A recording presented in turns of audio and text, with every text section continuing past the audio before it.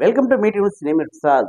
కల్వకుర్తి గచ్చిబౌలి దగ్గర అగ్ని ప్రమాదం జరిగింది. ఇంట్లో ఎవరు లేకపోవడంతో షార్ట్ సర్క్యూట్ జరగడంతో పెద్ద అగ్ని ప్రమాదం జరిగింది. సకాలంలో ఫైర్ స్టేషన్ వారు వచ్చి ఆ మంటలను ఆర్పే ప్రయత్నం చేశారు. లేకపోతే ఆ చుట్టుపక్కల ఉన్న ఇళ్లలో కూడా ఆ మంటలు వ్యాప్తి చెంది ఆ ప్రమాదం జరిగే ఒక అవకాశం ఉంటున్న సందర్భంలో ఫైర్ సిబ్బంది పెద్ద ఎత్తున కూడా అక్కడ పాల్గొని, అంటే పెద్ద ఎత్తున సకాలంలో చేరుకొని ఫైర్ వాళ్ళు అక్కడ మంటలు ఆర్పే ప్రయత్నం చేశారు. అంటే ఏదైతే అక్కడ చిన్న ఇల్లు, ఆ ఇంట్లో కరెంటు కరెక్ట్‌గా లేకపోవడంతోని, ఏదైతే లూజ్ కలెక్షన్ ఉండడంతోని షార్ట్ సర్క్యూట్ జరిగిందని అక్కడున్న అధికారులు చెప్పే ప్రయత్నం చేశారు. ఏదైతే ఉంది అక్కడ ఏదైతే గచ్చిబౌలి దగ్గరలో ఉన్న ప్రజలందరూ గూడా ఒక్కసారిగా వాళ్ళు భయాందోళనకు గురయ్యారు. అంటే చాలా జాగ్రత్తగా ఉండాల్సిన అవసరం. షార్ట్ సర్క్యూటా? లేకపోతే సిలిండర్‌తోని ప్రమాదం జరిగిందా?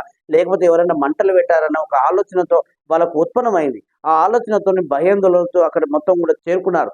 సకాలంలో ఫైర్ సిబ్బంది వారు అక్కడ చేరుకొని మంటలని ఆర్పే ప్రయత్నం చేశారు. సో, మొత్తానికి ఏదైతే అగ్ని ప్రమాదం జరిగింది, కానీ పెద్ద ఎత్తున కూడా ఎవరికి కూడా ప్రాణ నష్టం జరగలేదు. కేవలం ఆస్తి నష్టం మాత్రమే జరిగింది. సో, అక్కడ ఉన్న వాళ్ళంతా భయాందోళనకు గురి కావడం జరిగింది. అట్లాగే ఎవరైనా మీ ఇళ్లలో కనీసం మీరు ఏదైతే దీపాలు గాని, కరెంట్ ఏదన్నా షార్ట్ సర్క్యూట్ జరిగే ప్రమాదాలుంటాయి. సిలిండర్‌లు కూడా అది ఒకసారిగా బంద్ చేసుకోవాల్సిన అవసరం కూడా ఉంటుంది.